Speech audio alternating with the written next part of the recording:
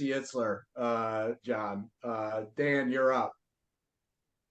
Thanks, Scott. John, I had obviously the pleasure of seeing you speak for the first time after you wrote The Energy Bus through Coach Smith, and you were working on training camp. And then I had the pleasure of speaking with you this summer. So thank you for all you do.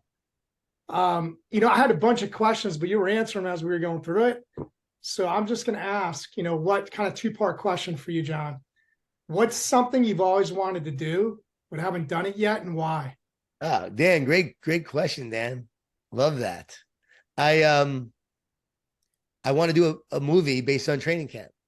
So I'd love to do a movie based on training camp. I've had the vision. I've had 3 screenplays written, cost me about $60,000, and have not done any of them because they were horrible screenplays.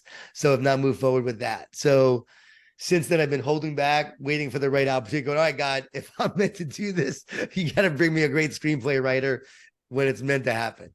So if it's meant to happen, again, I'm always open. Maybe it's not, but I'd like to do a movie on screenplay, on a movie on training camp, a movie on the hard hat. So those are two movies I'd like to produce based on my books. What about a documentary?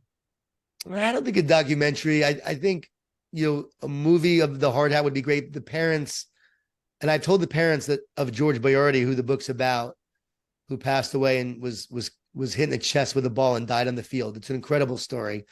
All the proceeds from my book, The Hard Hat, go to support George's foundation and other work and nonprofits associated with Cornell.